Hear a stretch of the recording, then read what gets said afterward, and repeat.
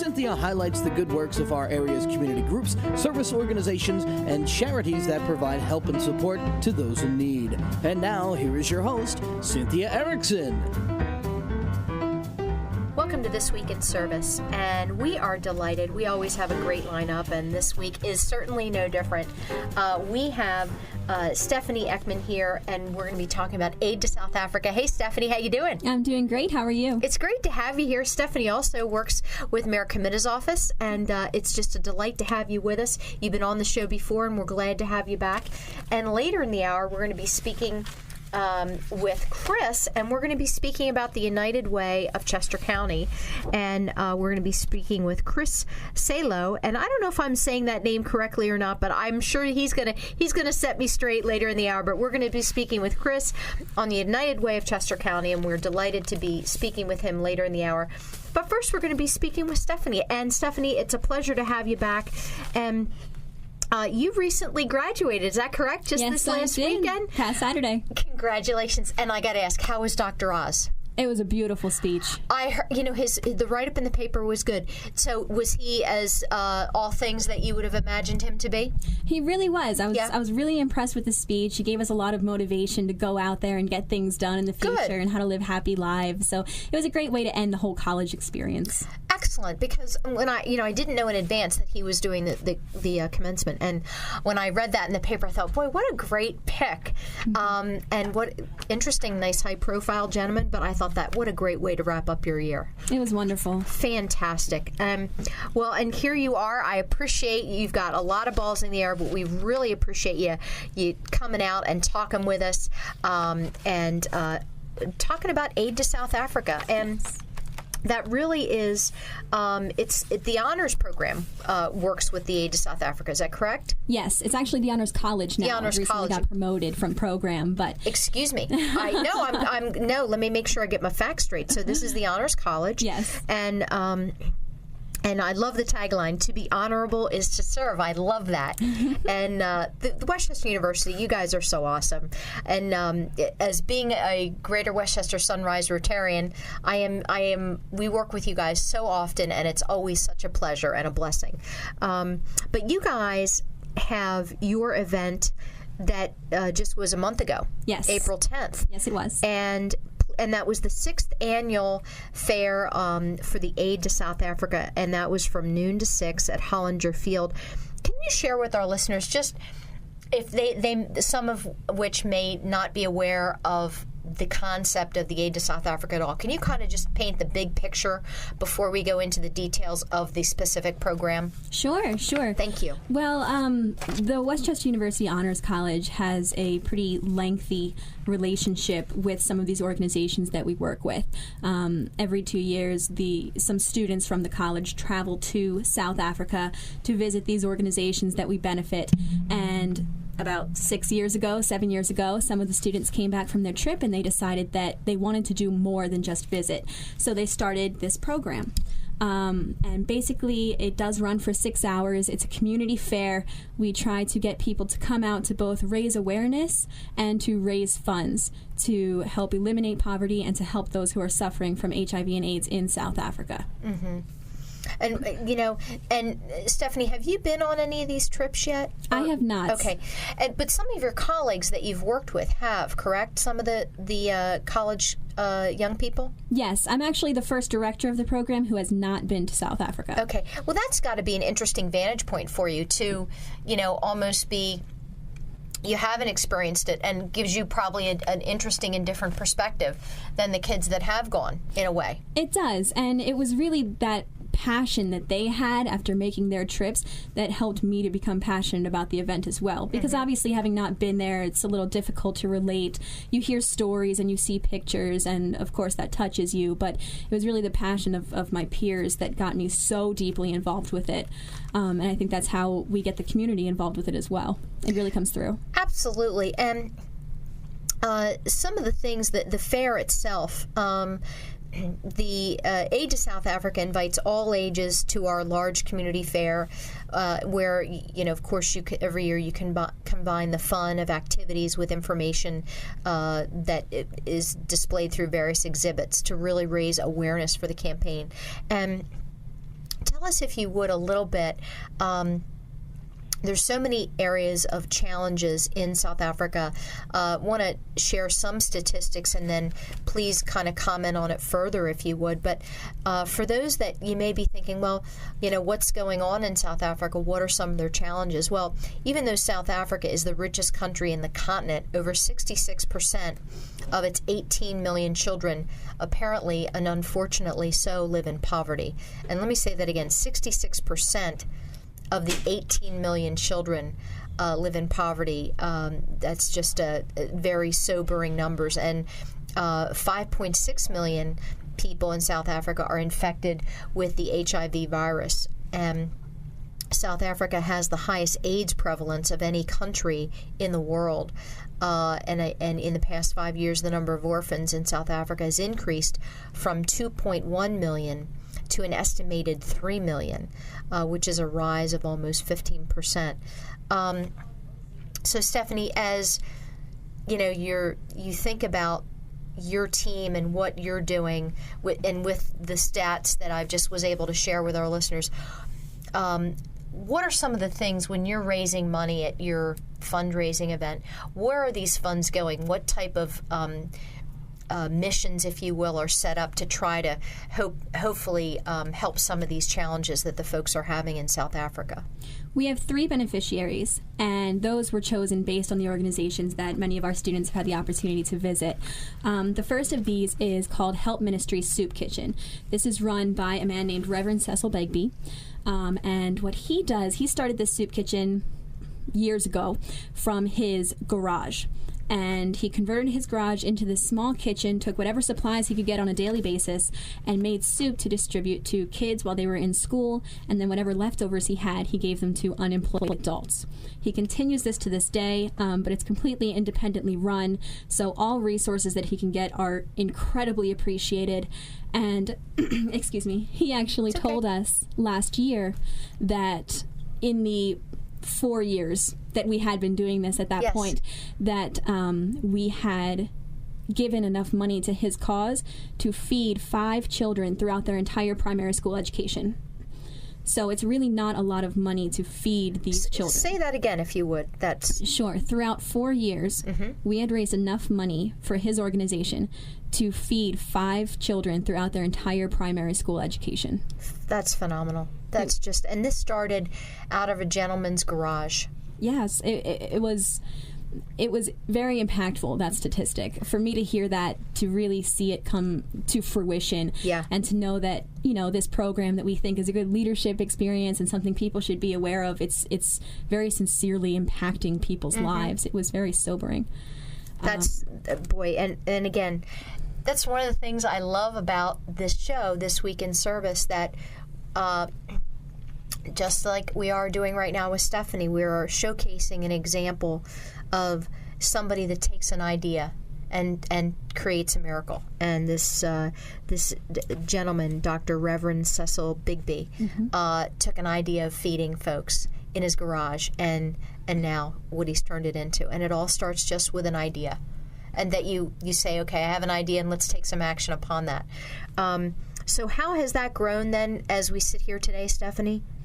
He prepares about 6,000 bowls of soup daily? Yes, 6,000 bowls of soup daily. He visits 9 primary schools, which recently increased, which is a good sign. But 9 primary schools, and then, like I said, whatever he has left over, he gives to the unemployed adults in the area, and that typically is about 1,000 bowls of soup on a daily basis. And for a lot of these kids, for these unemployed adults, it's the only meal that they get that entire day. So in the rain, in poor weather, people will trek to his garage waiting to see if he has anything left over for them. Even though there's a big possibility that he might, just because they really, really need to have the resources he provides. It's mind-boggling. It is. It would be mind-boggling, and to think when he's finished for the day, if someone comes by and if there's not something, that must be, it takes a strong person to balance all that he's doing.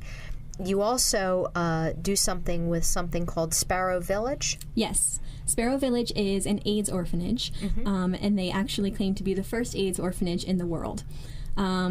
while we've been working with them, their motto has changed from a place to die with dignity to get up and live. And boy, that's what a testament that is. It really is. And, you know, we can't say how much of that has been due to our small contribution here from Westchester, but we like to think that maybe the hope that we provide or it all adds up, right, right. Stephanie? Mm-hmm. It all adds up. The fact that we can show that people really care about their plight, people on the complete other side of the world, we like to think that that makes them think it's more of enjoy the life that you have instead of just wait around for the end to come. Sure, absolutely. And Sparrow Village adopts children who are HIV positive and gives them a real life.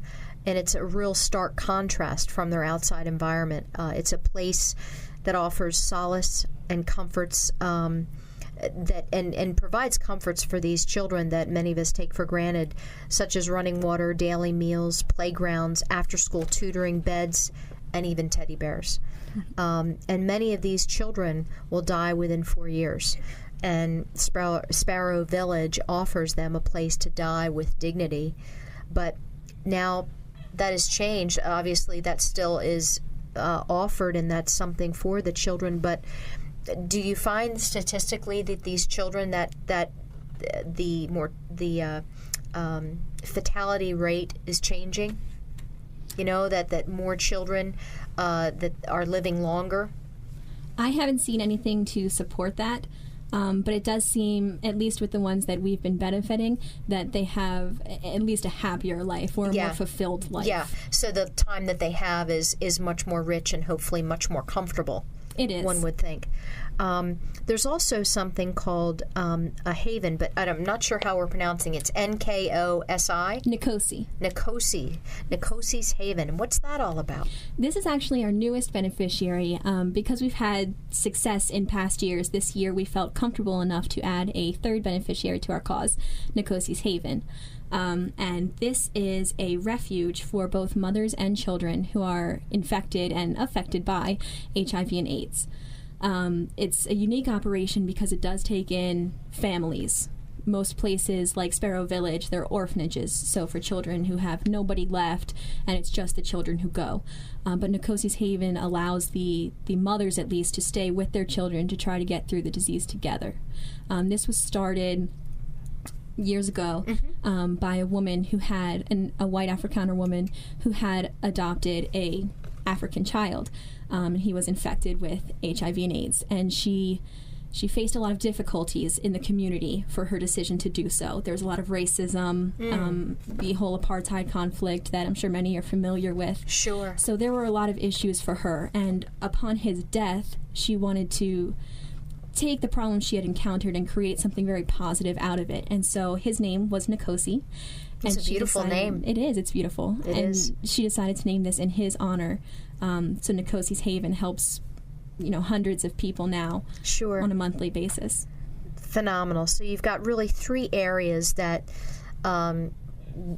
you've identified solutions that provide food and comfort, correct? Yes. So we've got the Help Ministry Soup Kitchen, which is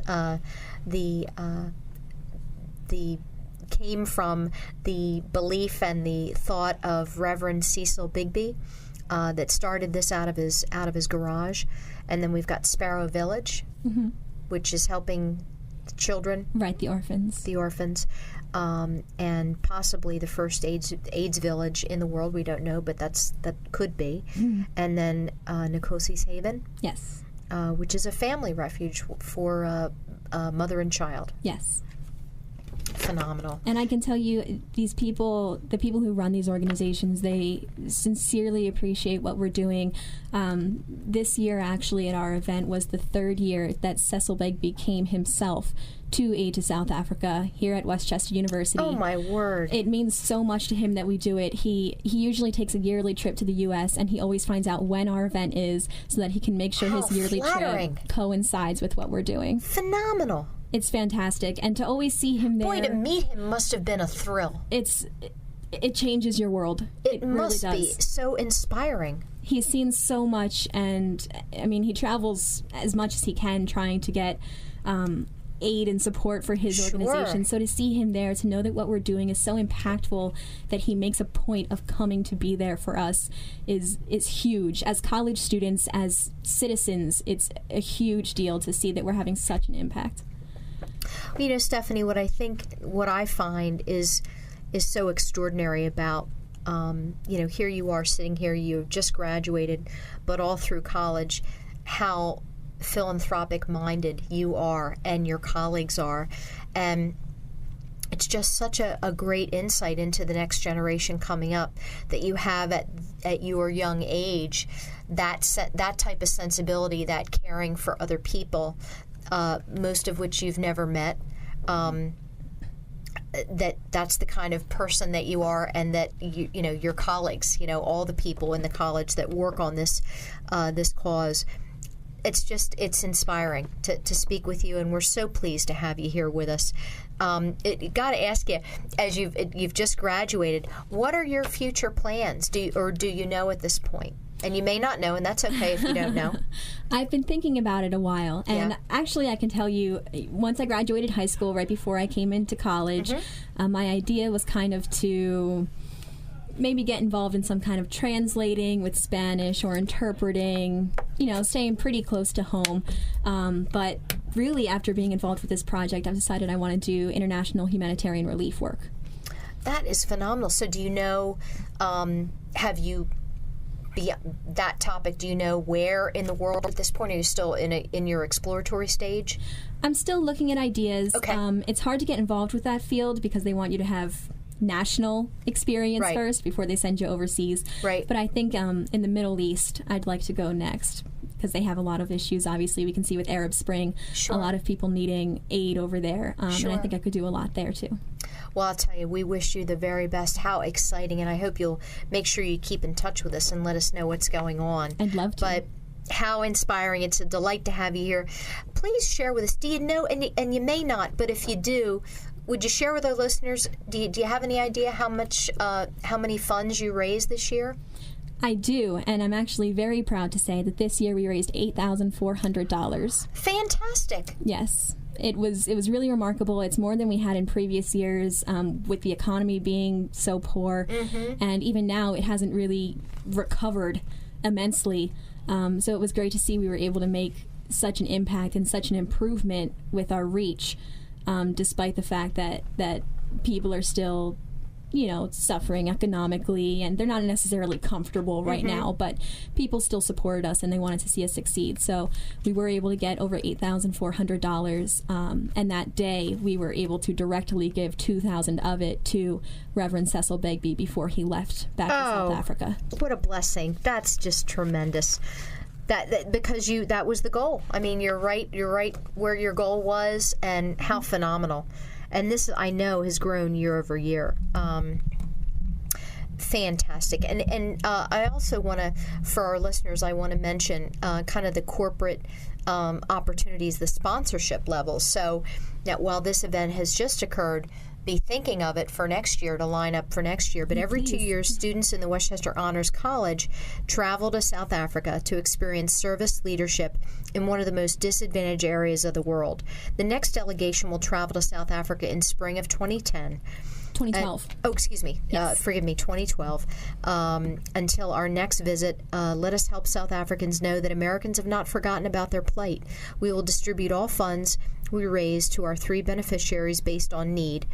And right now, they all have one essential requirement, you.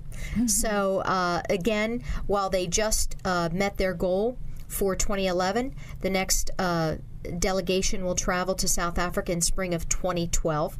And I'm sure the goal is going to be that much higher. That's exciting. And the corporate pledge is an excellent opportunity to advertise a company or a name to the Westchester University community. And more than 2,000 people will be attending the event every year, and I know it grows. So for a bronze sponsor is $125, a silver is $250, gold is $500, a diamond is $1,000. And again, all these various different levels of sponsorship opportunities. How wonderful. And again, this is with the Honors College.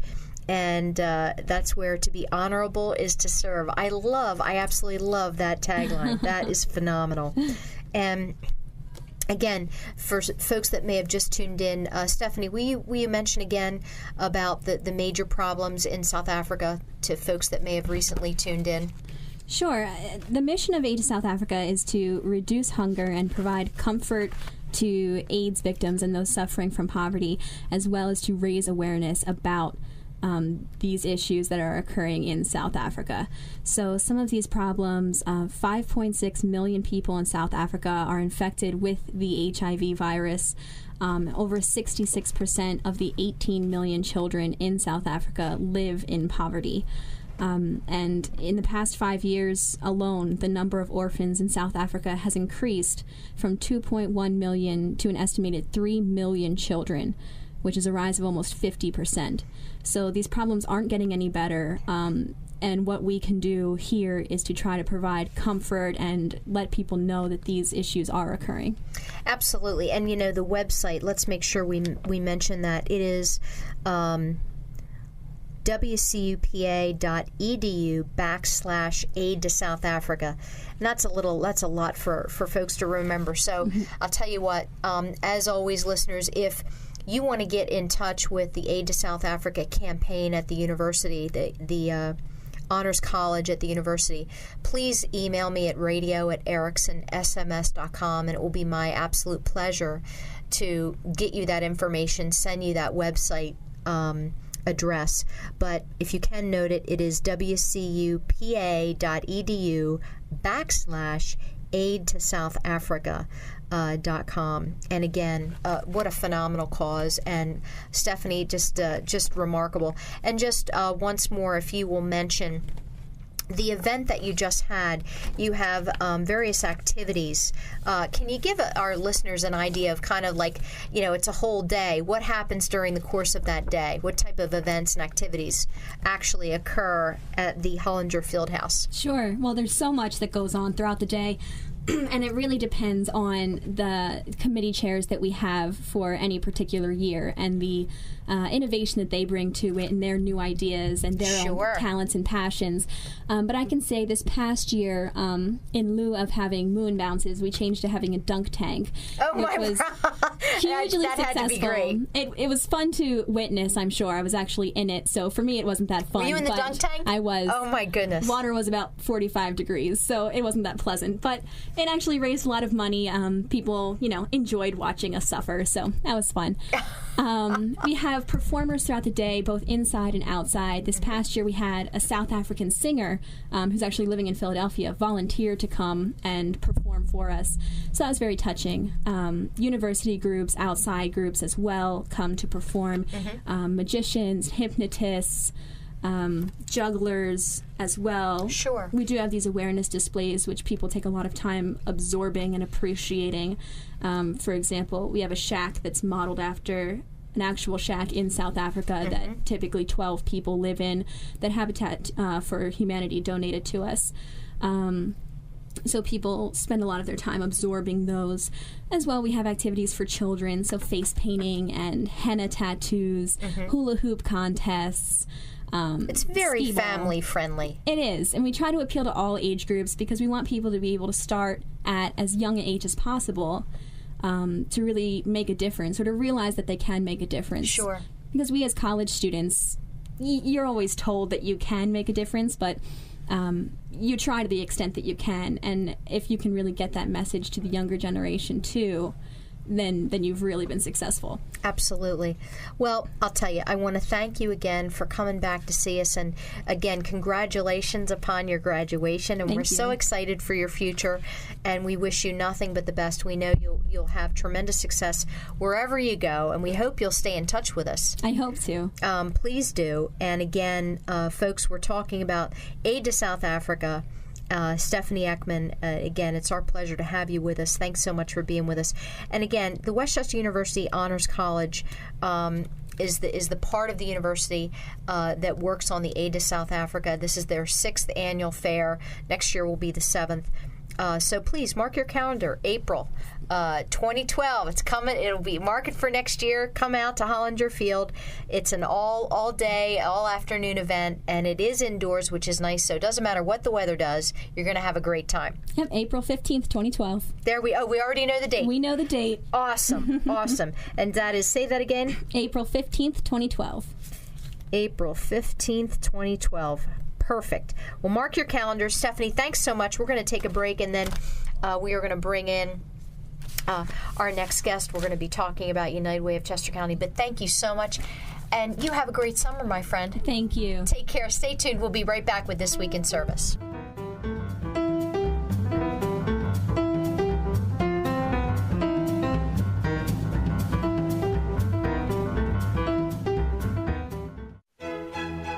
Enjoy food, fun, music, and friends while supporting the good works of a great local charity by attending the 5th Annual Friends of Safe Harbor Spring Celebration.